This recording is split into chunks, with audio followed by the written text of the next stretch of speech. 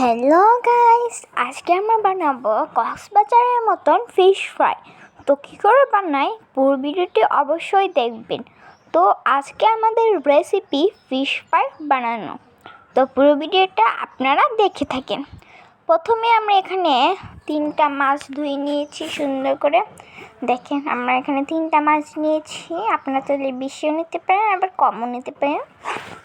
এখানে আমরা 3টা বড় বড় মাছ নিয়ে নিয়েছিলাম। এখন এগুলো মশলাপাতি রেডি করতে হবে আর কি।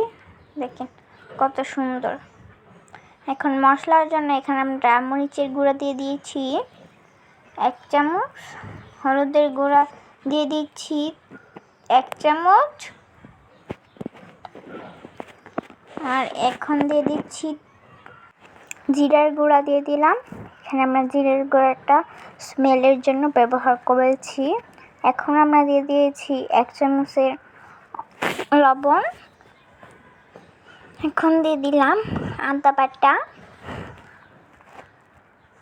আর এখানে দিয়ে দিয়েছি রসুন বাটা। এটা দিলে স্মেলটা ভালো আসে আর কি, তাই জন্য আর খেতে অনেক মজা লাগে। এখন আমরা দিয়ে দিচ্ছি সয়া সস। এখানে বেশি করে সয়া সস দিয়েছি। এখন আমরা দিয়ে দিয়েছি টক দই। টক দই দিয়ে দিলে অনেকটাই আমরা টক দই ব্যবহার করেছি। এখন সব মশলাগুলো এখানে আমরা মেখে নিচ্ছি ভালো করে। আপনি এইভাবে মেখে নেবেন। দেখেন মশলাটা কি সুন্দর হয়ে গেছে। এখানে কিন্তু আমরা যে সব ব্যবহার করেছি সবগুলি দিতে হবে, না হলে কিন্তু মশলাটা খেতে ভালো লাগবে না। টক দইটা অবশ্যই লাগবে। দেখেন কত সুন্দর হয়ে গেছে। এখন এখানে আমরা লেবু দিয়ে মেখে নিচ্ছি। মাছের উপরে হালকা লেবু দিয়েছি টক টক বানানোর জন্য। আমরা একটা লেবু ইউজ করছি, 2-3টা লেবু ইউজ করছি না। এখন ভালো করে লেবুগুলো মিক্স করে নিয়ে এখন আমরা মশলাগুলো মাছের উপর দিয়ে দিচ্ছি। দেখেন কত সুন্দর করে আমরা দিয়ে দিচ্ছি। আপনারা এভাবে দিয়ে দিবেন। একটা হয়ে গেছে, এখন আরেকটা করব। দেখেন ভালো করে আমরা মশলাটা ভিতরে নিচ্ছি। কাটা ছিল যে এটা নিয়েছি যাতে খেতে ভালো লাগে। পরে আরেকটা মাছ নিয়ে এসে পড়েছি, এটাতেও মশলা দিয়ে দিয়েছি। দেখেন হয়ে গেছে। এখন আমরা অল্প তেল দিয়ে দিয়েছি উপরে দিয়ে। সবগুলো উল্টিয়ে পাল্টিয়ে নিয়ে নিচ্ছি। এখন ভালো করে আমরা কড়াইয়ের প্যানের মাঝে তেল ঢেলে নিচ্ছি। তেলটা হালকা গরম হয়ে গেলে আমরা মাছগুলো দিয়ে দিব। দেখেন মাছটা কিন্তু অনেকক্ষণ ধরে ভাজতে হবে। তো আমরা 3টা মাছ একসাথে দিয়ে দিয়েছি। সুন্দরই লাগছে খুব। দেখেন কত সুন্দর। দেখেন একটা হয়ে গেছে, উল্টে নিয়েছি। কিন্তু হালকা হালকা ভেঙে যাবে, মাছগুলো যেহেতু নরম তাই জন্য। এখন 3টায় উল্টে নিয়েছি আমরা।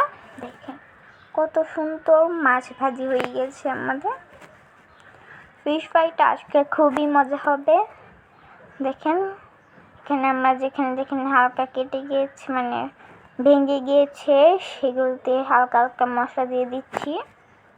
পরে দিয়ে আর কি মশলা দিয়ে দিচ্ছি, তাই জন্য ভালো করে আমরা মশলা দিয়ে দিতাম। এগুলো যাতে আবার না ভাঙে তাই জন্য, কিন্তু ভেঙেই যায় পরে। ভালো করে আমরা মশলা দিয়ে দিলাম।